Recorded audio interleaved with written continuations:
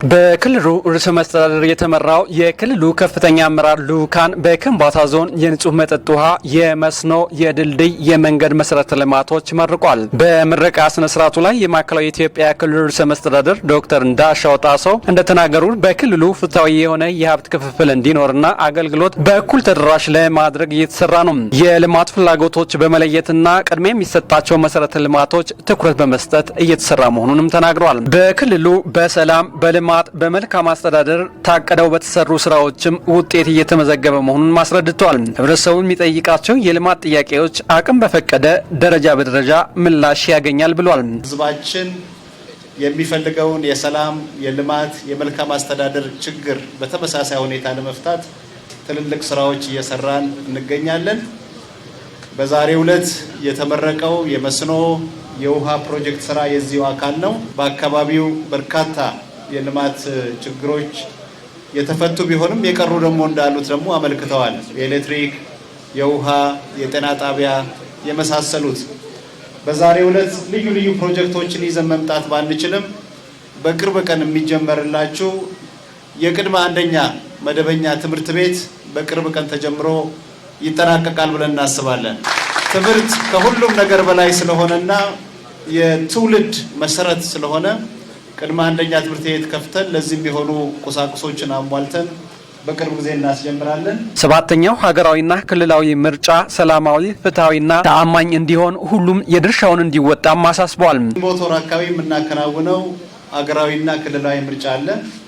ይህ ሀገራዊና ክልላዊ ምርጫ ሰላማዊ፣ ፍትሃዊ፣ ተአማኒነት በሁሉም ዘንድ የተመሰከረለት እንዲሆን ህዝቦች በጋራ ተባብረው ይሄን እንዲሰሩ ማሳሰቢያ ሰጣለሁ። የኛ ፓርቲ ብልጽግና የእናንተ ፓርቲ ብልጽግና ምልክቱን ይሄ ስንዴ ነዶ ዋና ምልክታችን ሆኖ የመጣው ፓርቲያችን ይሄን ምልክት የመረጠበት ምክንያት የመተባበር፣ የመከባበር፣ በአንድ ሆኖ የመስራት በዘላቂነት ከችግሮች የመውጣት ምልክት ስለሆነ ለወደፊት ሌላ ሀገሮችን ሳንለምን ኢትዮጵያ በጀመረቻቸው ልማቶች አማካኝነት በሁሉም መስክ ልማቷን አረጋግጣ ከተረጂነት ነፃ የምትሆንበት ጊዜ ሩቅ አይደለምና ለዚህ ቃል የምንገባበት ይሄን ቃላችንን በምርጫ የምናረጋግጥበት በዓለም መድረክ ላይ በ2023 ዓ.ም በአፍሪካ ደረጃ ካሉ ሀገሮች መካከል ምርጥ 5 ሀገሮች መካከል ለማሰለፍ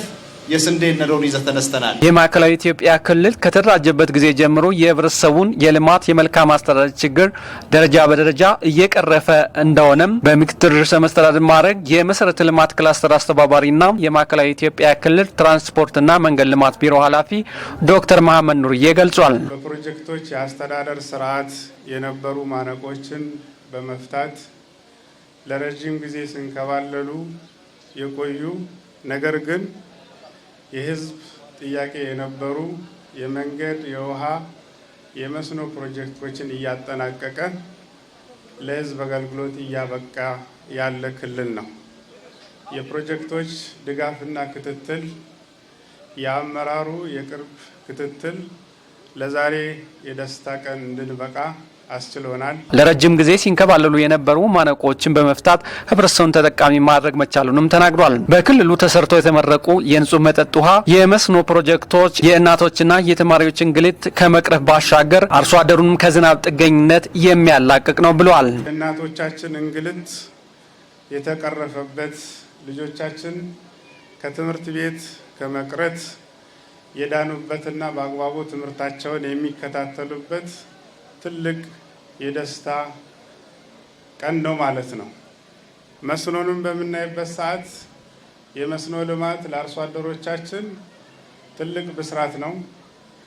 መስኖ የቤተሰብ ብልጽግና የሚረጋገጥበት፣ የቤተሰብ ገቢ የሚጨምርበት፣ ወጣቶቻችን የስራ እድል የሚያገኙበት፣ እንደዚሁም ደግሞ ከዝናብ ጥገኛ የሆነ ግብርና ከዝናብ ጥገኝነት የሚላቀቅበት፣ አጠቃላይ ምርትና ምርታማነትን የምናሳድግበት ትልቅ መሰረተ ልማት መሆኑ እሙን ነው ማለት ነው። የከምባታ ዞን ዋና አስተዳዳሪ አቶ አረጋ ሸቴ በበኩላቸው በዞኑ የተመረቁ ፕሮጀክቶች የህብረተሰቡን ችግር በመቅረፍ ጤናማ የሆነ የአኗኗር ዘዴ እንዲኖር አጋዥ ነው ብሏል።